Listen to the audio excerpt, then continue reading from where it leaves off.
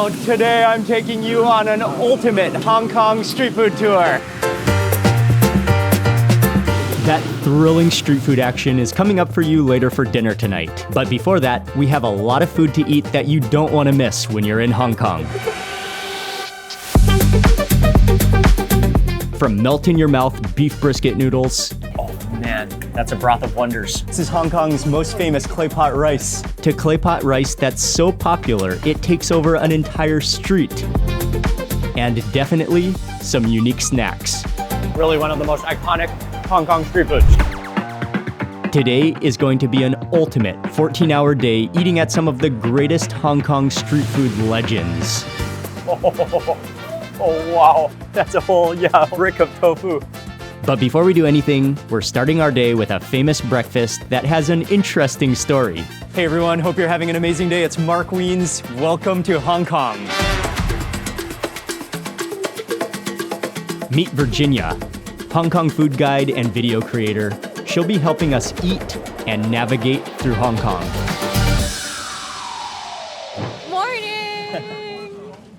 So we're here, and what you're supposed to get is the macaroni and soup, specifically the tomato broth. Okay. And they have this choy choy, so it's like a bun, and they have like a lemon sugar drizzle on top. She has a really interesting story about how she started the tomato broth. She actually used to sell hot dogs with tomato on it, and then she had a regular who wasn't feeling well, so they're like, oh, can you make me a macaroni soup? But throw in some tomato to kind of like whet my appetite because it's a little bit more tart.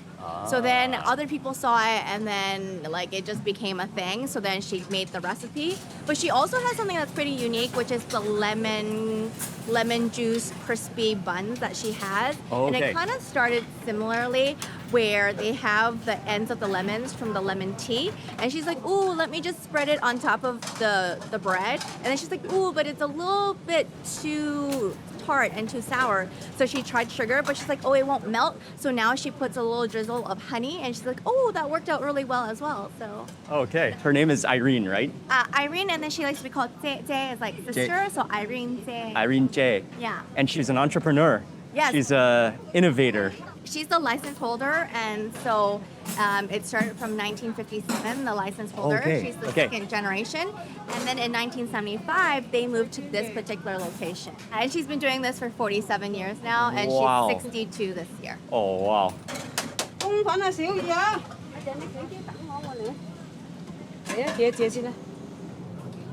So we got the macaroni tomato soup with beef, with eggs. It looks like you can also choose your own toppings if you want. They had hot dogs, they had some kind of spam-looking luncheon meat, and then also additionally, along with the macaroni is just so iconic and so different. But I see a lot of people also ordering instant noodles with the same combination. But almost everybody here, you come here to eat the tomato broth. Never thought I'd be in Hong Kong eating macaroni tomato soup.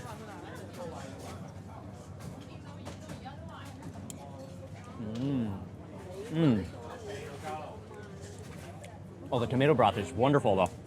That's my favorite. Tart, salty, a hint of sweetness. Yeah, that tomato broth. I mean, you could almost put anything in that broth and it would be good because it's so vibrantly tomatoey. And I like how you have the tomato puree, the tomato sauce, then also the chunky canned tomatoes that give it some texture, give it some extra body and some extra, like, juiciness to it. But I actually like the macaroni because their macaroni doesn't disintegrate. It has like structural integrity. Oh, yeah. It's quite fat, right? Yeah, it does have a little bit of a chewy gumminess to it, Yeah. the macaroni. Since we're on this subject and since we're starting at a Dai Pai Dong, and we also have a few Dai Pai Dongs to eat at today, what exactly is a Dai Pai Dong in Hong Kong? A Dai Pai Dong is where it's a licensed outdoor kitchen, and there's only about 20 licensed Dai Pai Dongs now in Hong Kong. All the licenses have been grandfathered.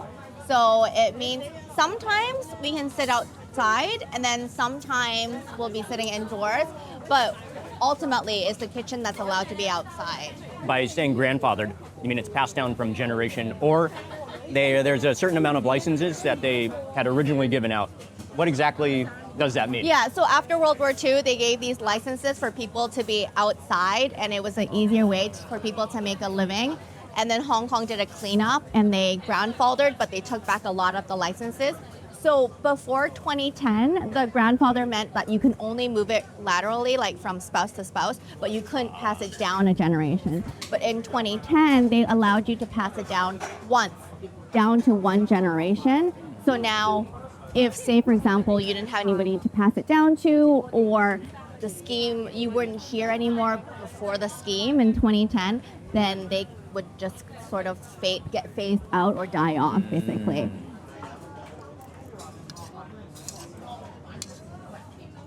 Let's try the lemon crispy toast. It's like almost like a bun.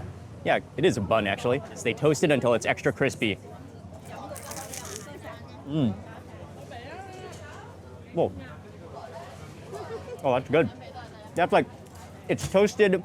It's so toasted to the point where it's almost those little, what are those little wafer bread like appetizers? It's like the one with where you put on top of cheese and stuff. Like like hors d'oeuvres or yeah. It has that kind of crispiness all the way through. A lot of their stuff is very tart, right? Like I think that's just a nice. The lemon is nice. Yeah. Yeah, the combination of the lemon and honey is fantastic. Should we go chili?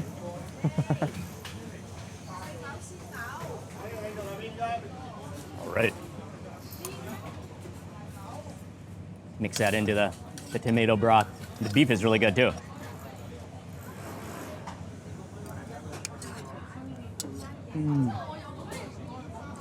Oh, with that smoky chili oil. Oh, that adds another dimension. Oh, that's great. Okay, and then also got a lemon tea.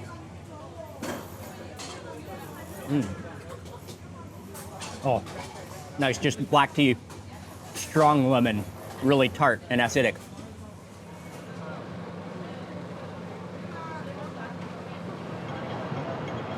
Breakfast was fantastic, and I especially loved the community aspect of it. We're off to a great start, but we have a lot more food to eat, so we're on our way to the next place. And the next place we're going, it's a place I've really wanted to go. They serve one of the absolute musty dishes, something probably my favorite dish to eat in Hong Kong.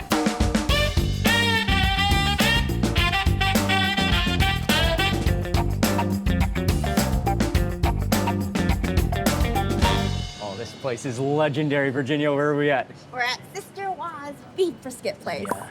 And this is a very popular place for beef brisket noodles, one of the great dishes that you have to eat when you're in Hong Kong. We've got a little bit of a line forming at the front of the restaurant, but we're here before the main lunch rush, so we're gonna get in pretty fast. We're already at the front of the door. I can already smell the beef brisket. We made it in. It smells incredible in here. The aroma of beef and the chili oil. You can smell the chili oil in here.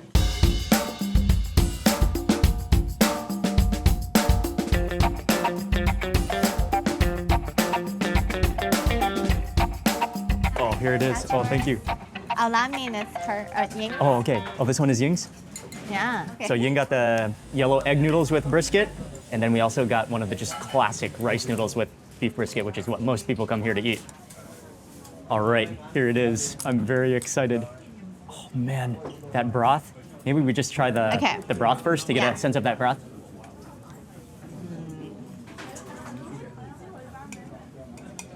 Oh. So good, right? Oh man, that's a broth of wonders. Yes, it even has this mellow sweetness to it as well. From the radish. Oh, from the radish. Yeah, and it tastes natural. It definitely has a natural sweetness to it, not a sugary sweetness to it. Oh, that's healing. That has healing properties without a doubt. I'll try these noodles first before seasoning.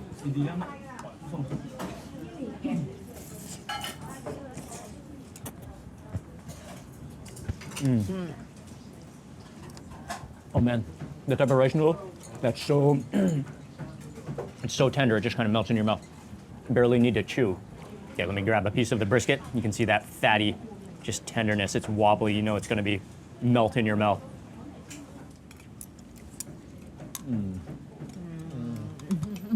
Oh. Oh yes. Okay, that is the real reason you come here. At the same time, it has a bit of a chew to it, and the flavor just keeps on coming as you keep biting. I like a lot of vinegar. This might be a little too much for normal people. And then a dollop of the chili oil. And that's a really purpley vinegar. Red vinegar, yeah. Oh, okay. It's got a little bit of sweetness. Yeah. Okay, I'm gonna go in for some of that chili oil, some of their house chili oil that's sitting on a jar sitting on every table. A little bit So of you chili like oil. the bits? I like the chunks. Yeah. Yes, I especially love the chunks. All right, I'll go for a little vinegar as well. Okay, cool. Okay.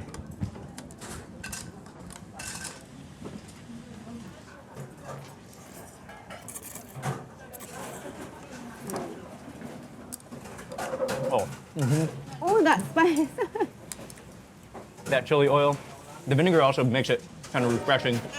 It's a great addition. Stirwa, they've won almost every food award you can imagine. Michelin Guide, local Hong Kong awards. You'll see pictures all over the walls and awards. So this place is, I mean, it's extremely legendary.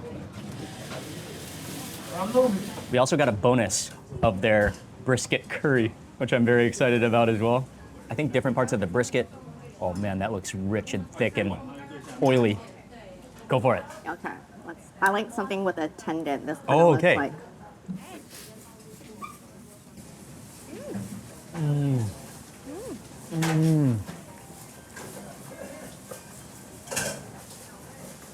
That's good curry. Wow. Yes. Like a punch of flavor. You taste the curry powder. It's not necessarily that spicy, but you do really taste the flavor of the curry blend of spices. It's thick, it's rich, it's oily, it's beefy. So big chunks of daikon radish.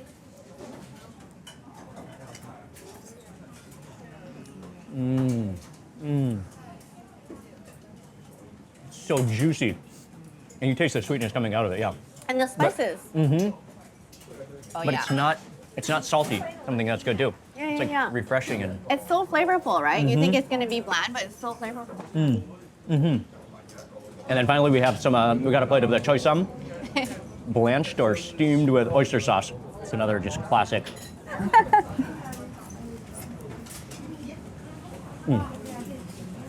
I love it actually. Choy sum has a wonderful texture to it, a wonderful nuttiness, and then with that sweet and salty flavor from the oyster sauce, that's classic.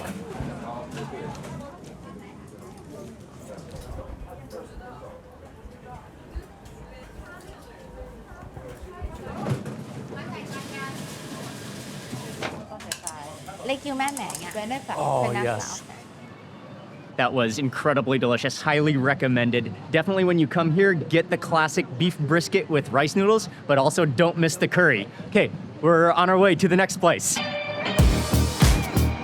In the afternoon, we headed to Prince Edward in Kowloon for a quick tour to eat 5 extremely iconic Hong Kong street foods, most of them on sticks.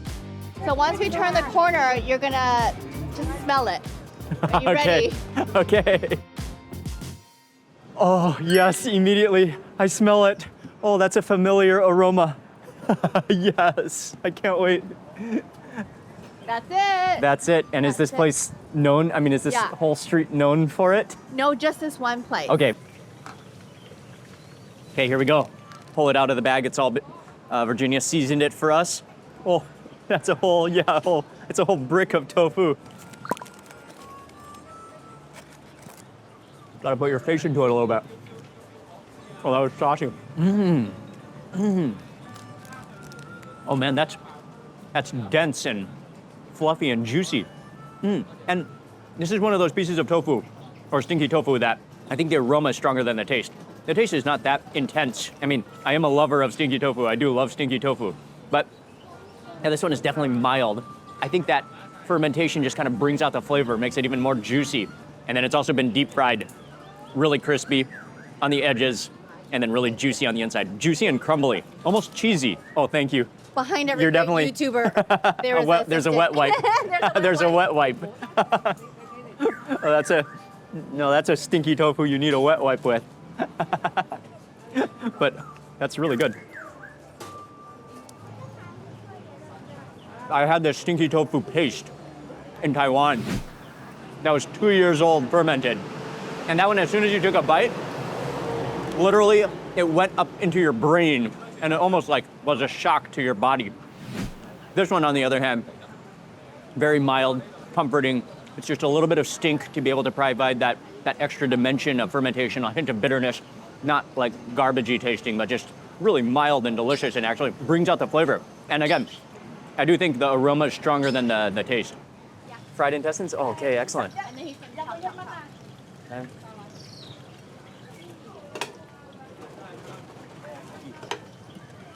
He pokes it with a skewer, slices it off, and then gives you a whole stick. Yeah. And Nice. then you gotta sauce it. Okay, soy sauce, Yeah. tangy sauce. And then mustard. Okay. Whoa. Oh, nice. That's really coily. There's a lot of coils on that intestines, that cross section. I think I've eaten this type of intestine, but I haven't seen that cross section. It really is a tightly wound wad. So we also got the stinky tofu, but we'll try the intestines first. You wanna have a bite? Yeah, sure. Oh, that is excellent, actually. The outer skin of the intestines is extremely crispy. Oh. The inside gets more gelatinous, more gooey, but still soft. The mustard it pairs nicely with the gaminess a little bit. Yeah, and with the mustard, it reminds me of a hot dog. It's just like a hot dog with more textures to it. But then you got a little bit of sweet and soy sauce. Tasty. Yeah.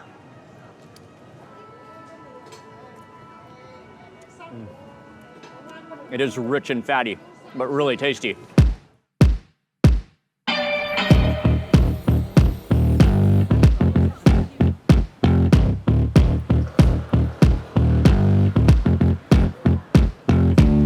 Okay, we got it, the original. The legendary Cam Wah Bakery since 1973. Okay, open this up. The famous, the legendary Hong Kong pineapple bun. There it is. And we also got it with the butter already sliced on the inside. Oh, that's a chunk of butter. Nice. Oh, it's really crispy on the outside with that glaze.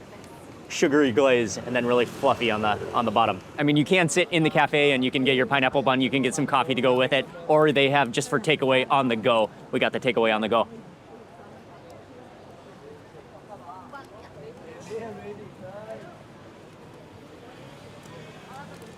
Fluffy, you've got that salted butter on the inside. Really a fluffy texture to it. And then the sweetness from that top sugar crust coating on the very top. The good thing about the sugar is that it's not only sweet, it's crispy as well. It's definitely good and would definitely be perfect to go along with a hot cup of coffee or a hot cup of tea.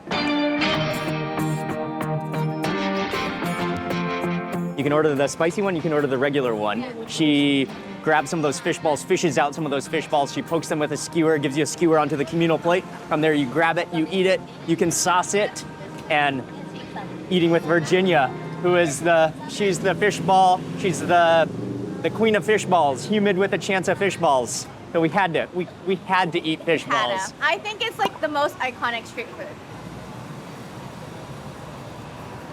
food. Bouncy, a little bit of a curry flavor to it. It almost tastes kind of fried and boiled at the same time. It is tasty and kind of addictive. Like a nice texture to it. Yeah, it's got a good bounce. I think it would be good with some sauce. Oh, she said it's a sauce sauce, so it looks peanutty. Peanutty with chili oil. I like how a lot of people do kind of air sauce it. So that plate below is just kind of like the drizzle plate.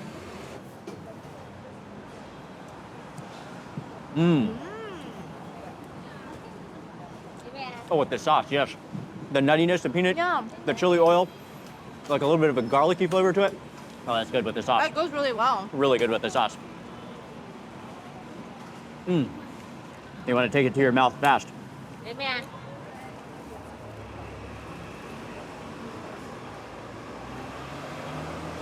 Really one of the most iconic Hong Kong street foods.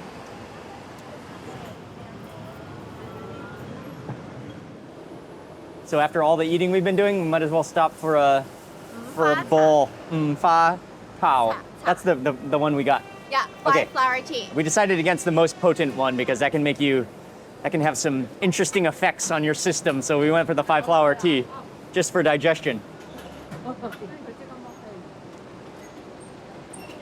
Oh, a little bit sweet. Has a hint of a bitterness and a sweetness. It's really nice. It's actually really good. Yeah? Like it's not Not too medicinal tasting, not too strong. Actually, very, very nice. Almost has a bale. Kind of tastes like bale fruit, actually. Bale fruit, maybe.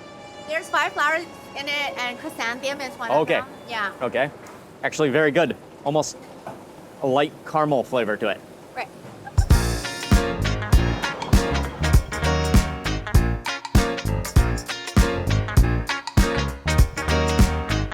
Just taking a little walk through what's called Ladies Market in Mongkok in Hong Kong, a very famous market where you can buy open air flea market, where you can buy just about everything from toys to clothes to souvenirs to massagers and magnets and bags, and just about everything is somewhere within this lane alley of a market.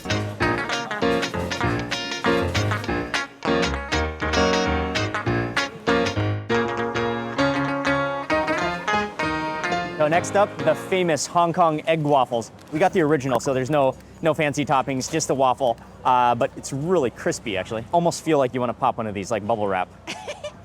So you can kind of take off the bubbles and bite by bite.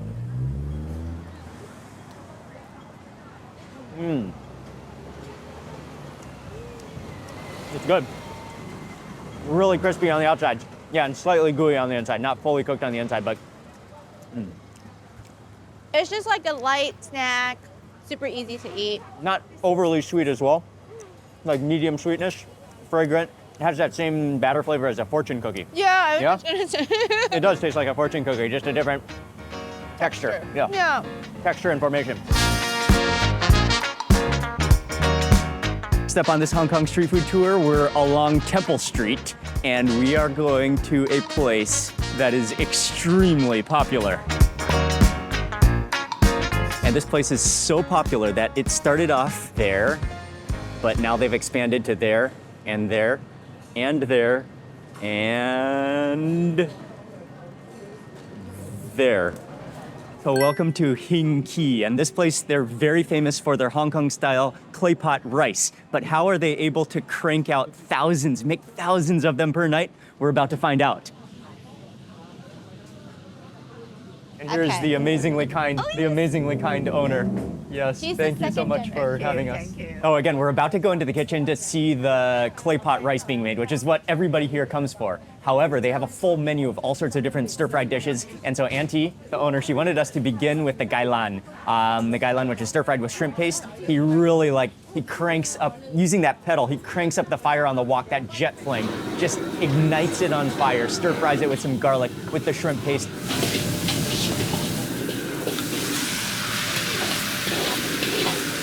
This is called te te. It's like the sound it makes when it hits the pot and it goes. Da, da, da, da, da. Yeah. Okay, so we're gonna start with this first. Okay, let's try it. Oh, there's stems, there's leaves, Well, I'm gonna go for a stem. so fragrant.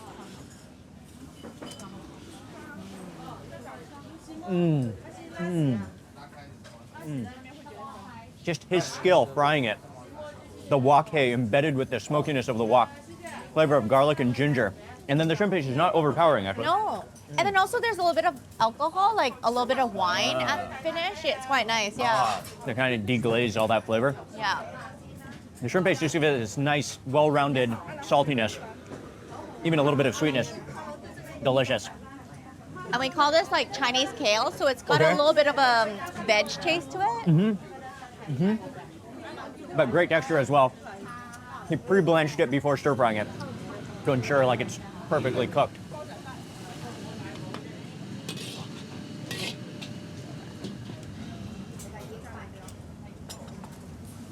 Oh, it tastes really hot. Oh, you got the one on the Especially bottom? if you dig into the bottom, yep. Oh, I'm gonna get a big one. All that. So the dilemma is, if you dig to the bottom, it's extra flavorful because it's just embedded with that shrimp paste. But it's so flaming hot, so you have to make sure you don't burn your mouth. So they go through hundreds, probably thousands of clay pots per night. They just have basket after basket full of the clay pots, and they only serve one size. It's a personal pot size. And so he's just putting one bowl of rice per clay pot. That's the first step. Is it like jasmine rice? Yeah. Jasmine rice? Oh, they use jasmine rice. Okay, cool. He's just filling them with rice, stacking them up. They do 30 clay pots at once, and so those are ready to go. We're gonna move on to see the next process. The next stage of the cooking process is to get the toppings ready, because once the rice is ready to go, there's no waiting. You gotta time it perfectly. So they prepare all the toppings. He's getting together some of the chicken. You get together some of the different combinations. One of their signature ones is with chicken and octopus, and then also some of the traditional versions with chicken, with pork ribs, with lapchung, which is the Chinese sausage. He adds in a few strands of ginger and green onions as well, depending on what mix you got. Okay, and now the clay pots are going on. 大約15分鐘左右到啦。 Okay, so water goes in, a perfect amount of water. Actually, he's not even measuring. He just knows from experience how much water to put in. Turn up the fires. Lids go on.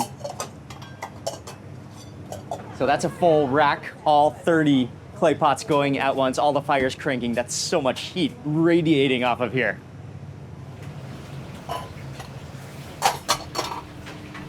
Takes so much concentration and dedication. It's almost like he's playing an instrument when he's lifting the lids, like the cymbals. But two things that I've noticed. So he's added the toppings to the rice. One of the things I didn't know when they were making the toppings is that those little metal bowls, those are actually the lids to the clay pot. So he just flips them over with the toppings on top. That goes directly onto the rice. Number two is how he's able to keep track of every single order with this little piece of paper, which he kind of wets and then sticks to the lid. Because can you imagine trying to keep track of the order and which table they go to, and then mixing up all these clay pots back and forth, playing the instrument of clay pots back and forth. Takes some real, like, a real system. And those go on to a lower heat now. He cranks down that fire, and they're just gonna simmer until it's the perfect time by experience, until they go out directly to customers, to our table to start eating, where the rice is gonna be cooked all the way through, yet still be cooking in that clay pot. Oh, that almost looks like a donut burger. Oh, that one is amazing. Okay. Very nice. Okay. Thank you. And that goes directly out. Well done, man. Incredible. And that he even delivers them himself straight out to the customers. The final step is once they're ready at the precise time, he pulls them off, and then he gives them a little garnish of green onions, sometimes ginger, or depending on your order, can have a few more toppings as well. Puts the lid back on, hot and fresh, directly from the stove, directly to your table, and directly to our table. Oh, they're here. Oh, okay. Okay. You gotta put soy sauce immediately? Okay. Then we Close for 60 seconds. Oh, and then close for 60 seconds. Yeah. Okay, so as soon as your clay pot comes to the table, you gotta lift the lid, you add in soy sauce, go for a drizzle, a circle. Is that good? Yeah. Put the lid back on for 60 seconds. Yeah, that's all. That's it. The Okay. soy sauce will help absorb the liquid at the bottom and then give it more of a crunch. Okay, so this one is ready. We'll start with the traditional one. Okay, oh, that aroma, that steam, that poof. So we just fluff up the rice and we just mix everything in. Okay. So they just get married.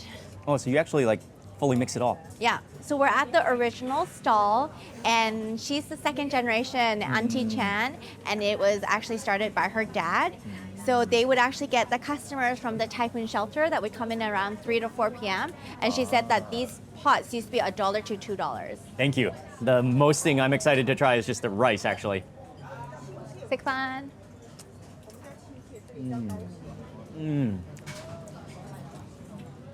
Oh, the rice. Oh, I knew it was going to be good when they're cooking it, and just the method in which they're using. It's so fragrant. And fragrant, but then also the texture is really nice too.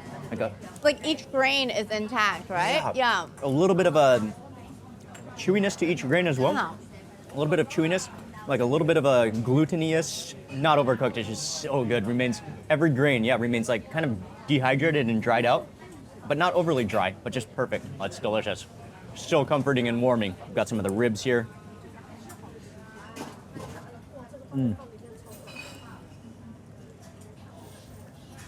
Onto the meats, the ribs, fatty, tender.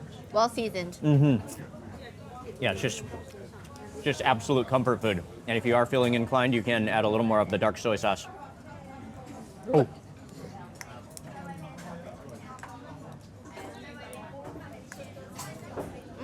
The chicken's really tender as well. Oh, with that dark soy sauce, it's good. Really, really tasty. Gives it a little more extra saltiness, a little more savory, even a little sweetness from that dark soy sauce as well. Oh. Oh, nicely done. Oh, even it's still steaming at the bottom, even 15 minutes after it came out. There we go. Oh, can't wait to try. This is one of the highlights of any clay pot rice, and that's perfectly cooked. You can see a little bit of golden brown, but you can see it's all crispy on the bottom, almost pancakey. Yeah, this is a highlight. It smells so good.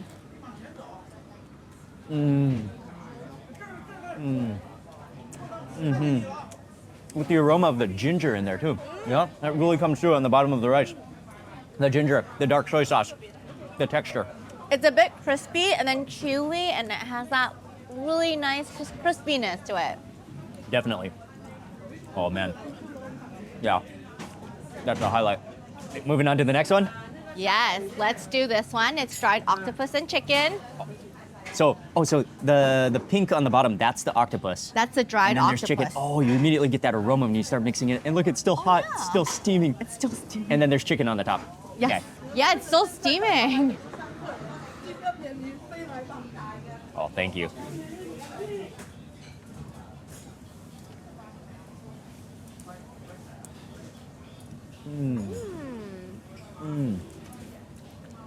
Oh, what a combination. This one is really fluffy. Like it's, oh, and everything is boneless too. So it's kind of easy to eat. The chicken is boneless, right? Yeah. At least the piece I got. You know, everything just kind of easy to chew. Oh, you've got the fragrance. You really taste the fragrance of that octopus. Yeah, a little bit more seafoody. But I also feel like the octopus gives it that chewy texture. Yeah, it gives it a little bit more texture. It's different. It's quite nice. It's very unique. It has a totally different fragrance, yeah, from the octopus. And yeah, it's really fluffy. Like that one's more meaty, and this one's more like seafood-esque. This would definitely be good with a little drizzle of the soy sauce. Oh. Oh yeah. With the soy sauce. Takes it to the next level. That's one of the most comforting dishes you could possibly imagine. While we were in the kitchen watching them as they make the clay pot, I was introduced to Auntie, who makes the fried oyster omelets, which is actually extremely popular here too. And if you look around, almost everybody orders it, especially the people that know, they order it. So in order to make the oyster omelet, Auntie first starts with eggs, which she does with one hand. She cracks in 4 or 5 eggs into the bowl. Then she puts in a handful of green onions. Then she plops in a whole couple of spoonfuls, a couple of ladles full of plump oysters into the bowl. Puts in a spoon of batter. And then she mixes it around with chopsticks. That's like the entire recipe that she has. Then she puts that whole bowl into the shallow pan of oil and then just deep fries the entire oyster pancakes until they're crispy and it completely like bubbles up, kind of like an omelet, kind of like a pancake all at the same time, but deep fried until crispy. And she knows exactly what she's doing. She's been doing it for 44 years.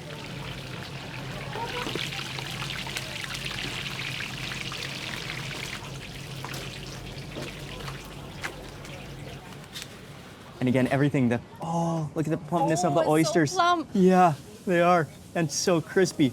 It's omelety and pancakey all at the same time. Get the big one.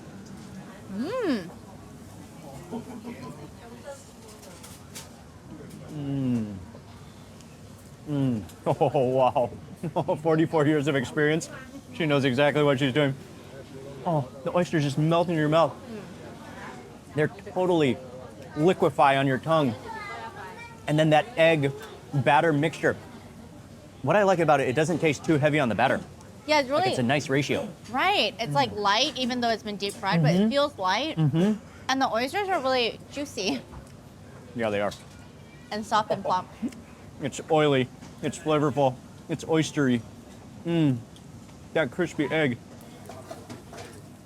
Okay, we gotta try that sauce next. So you got a fish sauce and then a spicy sauce. Oh, okay, the fish sauce you can dip it in as well. Yeah. Okay, Yeah. I'll go for the spicy garlicky sauce.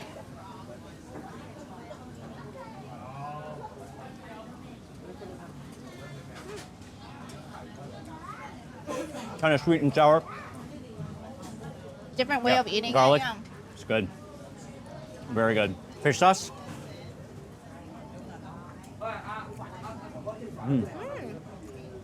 That's really, I mean, just salty, but that well-rounded aroma of the fish sauce. This is more like savory, and this is more spice. I like it with that fish sauce. Yeah. Yeah, it's really tasty. Really tasty. But yeah, you cannot go wrong with Auntie's oyster omelet here either. Okay, thank you very much. That was incredible. Thank you. Thank you very much. You're welcome. Thank you, thank you. Oh, absolutely incredible. What a place. Preserving family recipes and heritage.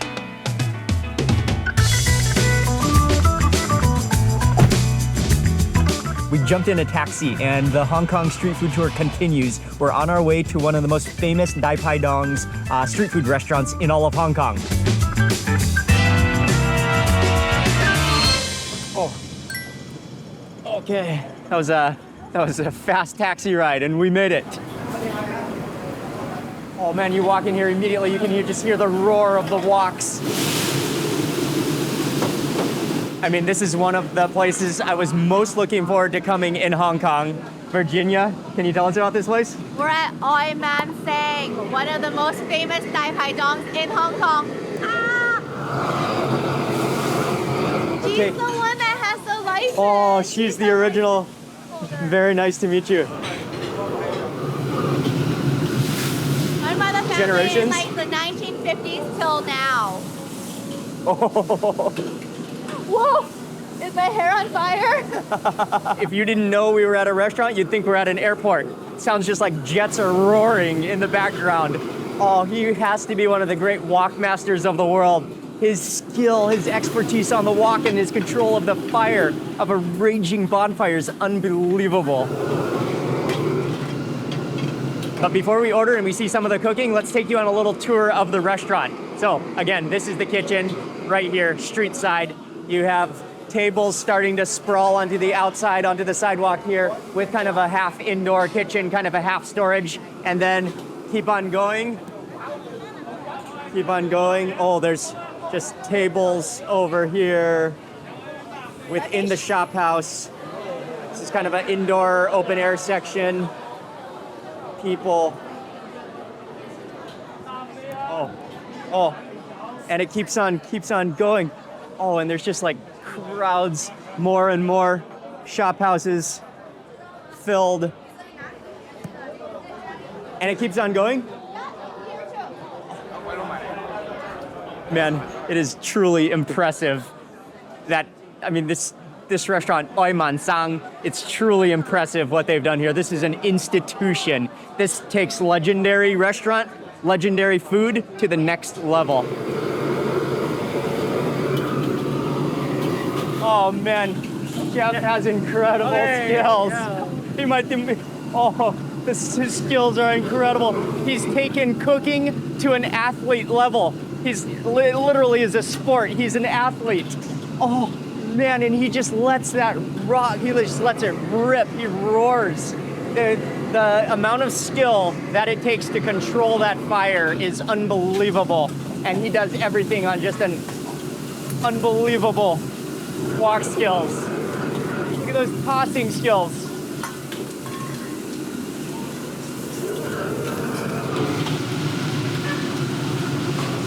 He's putting in some clams now. He's the type of chef, I mean, you could just watch nonstop. So impressive. Hello. So there's the prep kitchen where he preps up some of the ingredients, some of the seafood. And then chef goes straight to the chef. You can see right here, he has some razor clams ready to go next dish. And then he'll start cooking the dish. And then he'll start mixing in the ingredients. He has some of the toppings, green onions, spring onions, the potato, the famous potato dish, ginger, onions, and then he just keeps nonstop cooking.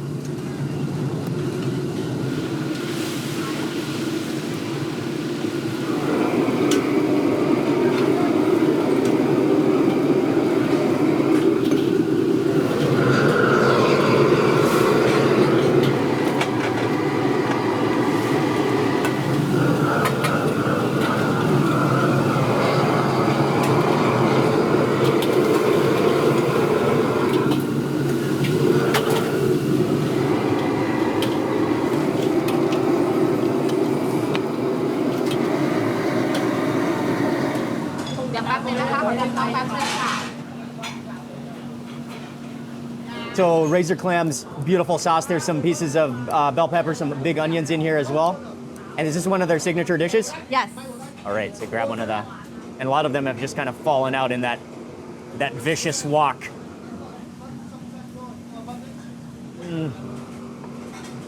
Oh, wow. Oh, you taste that wok. Hey, you taste the fire in that.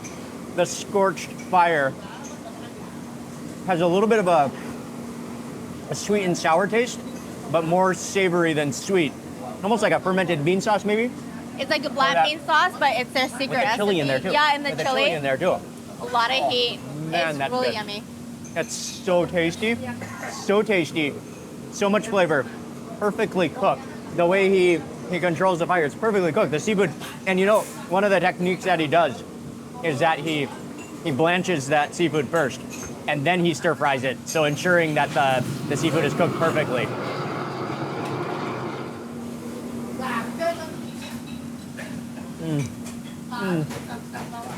Razor clams themselves are a really nice texture as well. It's almost like a noodle. It grabs onto all the sauce, and it's just yummy. Interested to try the peppers and the onions, which have also absorbed that same sauce. Yeah, how is it?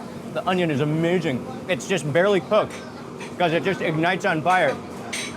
So it just absorbs all of that fire while still remaining crunchy and fresh. So another one of their signature dishes that almost everyone orders is the fried potato and beef. It's a must order. A must order. It's almost like a cross between a fried potato and a French fry. Like it's really creamy on the inside. Yeah, but it has like that outside sear. Yeah, because it's not crispy, Yeah. but it's that like fried glaze The char on the outside is so good. from that hot fire as well. Oh, it's such a good potato. Big pieces, cubes of beef as well.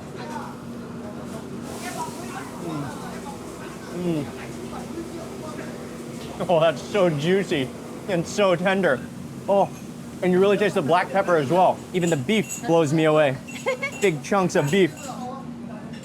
And it's so tender. Again, it tastes like it, the beef has been fried as well. It kind of has this fried soy sauce caramelized glaze on it. And you think it's gonna be like, you think the beef might be a little chewy or something, but it's just so tender and so juicy. Oh, that's an incredible dish. When you said beef and potato, I was like, how could it be that good? I mean, it's just beef and potato. It's just it's so simple, but it really is that good. Something about the flavors together, the pepper. Like the beef is pretty lean, but still it has like that tenderness and that flavor inside, and it's not dry at all. A simple dish that demonstrates so much skill. Right, we also got the fish head soup with vegetables and tofu. And then I'll give you this piece. Oh, thank you. Nice. And then a little bit of soup. That broth. So we got the fish head soup with tofu with vegetable. Maybe try that vegetable. The silky tofu. Yeah.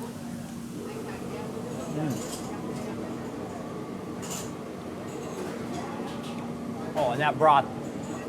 That's another healing broth. Broth is really nice. You taste the ginger in there as well. There's a little bit of ginger in there. Yeah. It makes it nice. Yeah. Oh, that's really simple and soothing. Oh, next up, what type of vegetable did she say this was? Winter pea shoots. Winter pea shoots. Okay. Stir fried with garlic. Again, on a raging jet flame fire.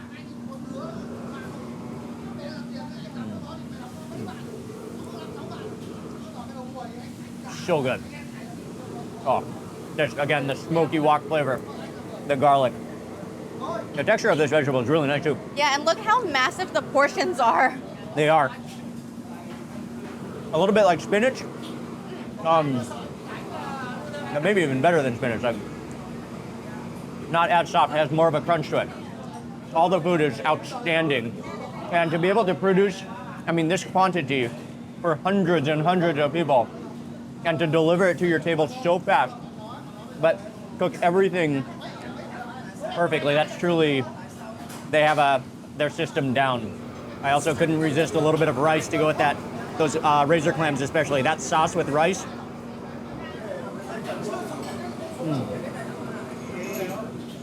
You need rice with that sauce. Those razor clams have the perfect, that sauce is actually perfect. The perfect ratio and combination. The black bean chili sauce is just massive flavor. Thank you very much.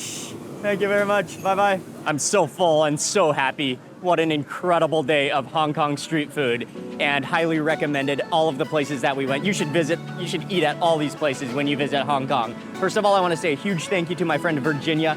She makes videos about Hong Kong food, and she also runs the best food tour in Hong Kong, which is called Humid with a Chance of Fish Balls. I'll have her information in the description box below, but definitely check her out. She's incredible and so much fun to eat with as well. And then I want to say a big thank you to you also for watching this video. Please remember to give it a thumbs up, leave a comment below. I'd love to hear from you, and remember to subscribe for lots more food videos and watch this entire Hong Kong series where we're going around eating some of the best food you don't want to miss when you visit Hong Kong. Thanks again for watching. I'll see you on the next video.